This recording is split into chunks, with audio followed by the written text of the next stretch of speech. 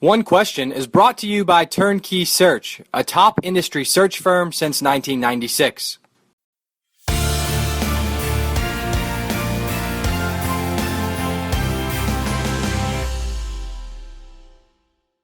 All right, Bill, I want to start today's conversation with the general topic of managing expectations of a fan base.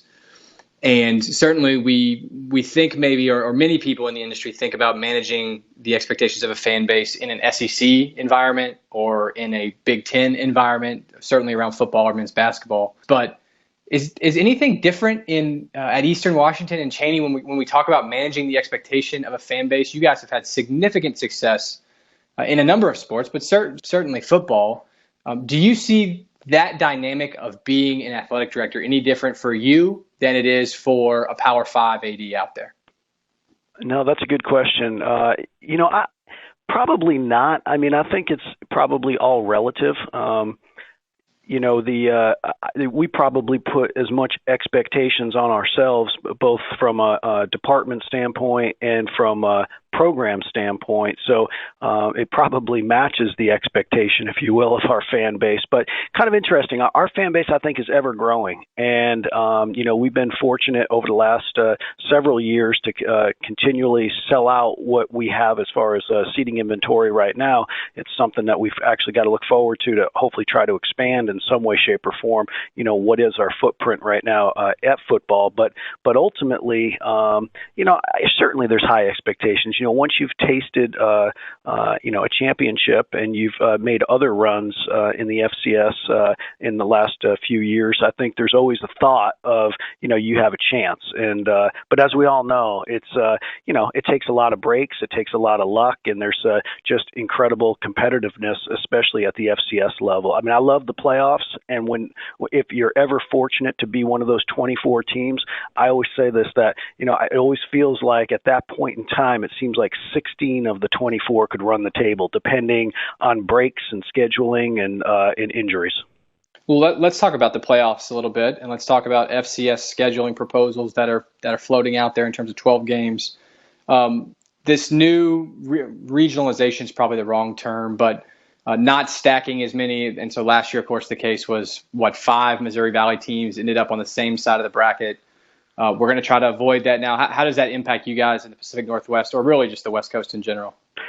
Yeah, the West is always tricky, and I think it probably took, a situation like last year that occurred, that there had to be some tweaks made for the committee so that they had some additional flexibility. And, the committee did exactly what the principles were. So, they did, no fault to the committee by any stretch, but it just seemed, a little difficult when 5 of the 12 schools on one side of the bracket were from the same conference, and they'd already more than likely played each other. I think they missed one team in the Missouri Valley each year, but at the end of the day, as you all know, it's tough to kind of also almost play that same team again after you've kind of gone all in at some point during the year against that particular team. Now, if it happens, let's just say, in Frisco, that's just what it is, and obviously both teams would be excited to be there. But I think those changes were for the better. I really do, and it kind of gives you maybe a freshness where you can play a different league, and it gives you a chance to root for other teams in your league too. If we are fortunate enough to have 3 or 4 teams make it from the Big Sky, obviously we want to root for each other to go as far as you can.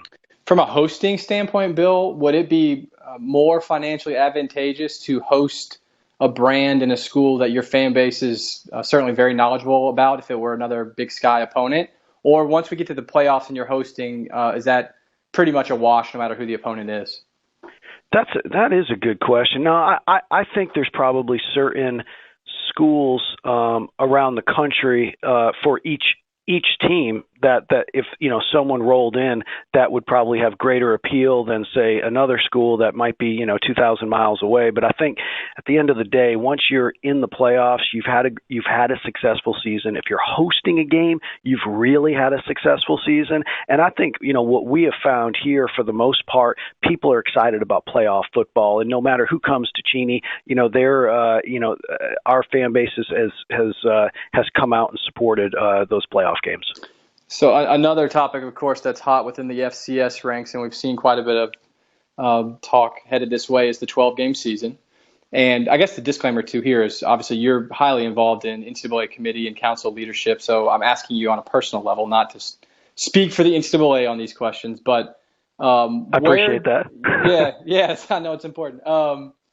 Where do you anticipate the 12-game conversation going? And talk me through the main reasons maybe folks are going to be against this type of legislation. Yeah, that is a good question. I think there's definite views on both sides, and it needs to be vetted through. My guess is it's going to land at some point in the Football Oversight Committee. That's probably where it will have the most conversation at some stage once it makes it through maybe the FCS pipeline. And, they'll think through all of the, I guess, pros and cons to it.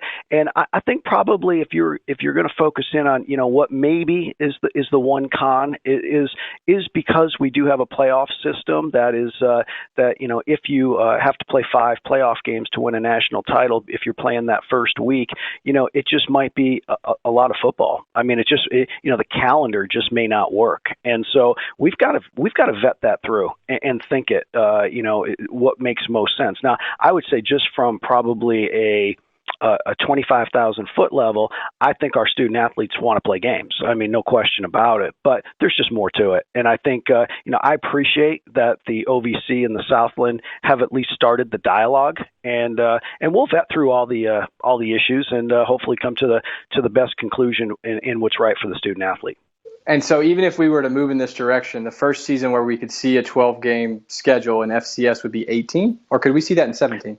I would struggle to think it would make its way through the legislative process any sooner than, say, 18. That would just be my gut. But I don't know. That would be my thought. Now, having said that as well, I obviously folks are scheduling out that far, and so, but to have one more, game, obviously that's not going to impact anybody. You can, and probably, Matt, you can choose to play 12 if you want to. You could still play 11. So that's probably one side of the coin as well. So all that to be said, I look forward to the conversation. And that's today's One Question, brought to you by Turnkey Search, a top industry search firm since 1996. One Question is designed to give D1 Ticker subscribers valuable insights on how executive leaders in college athletics think about key issues on their respective campuses, in their departments, or within their leagues and conferences. One Question is brought to you by Turnkey Search, a top industry search firm since 1996.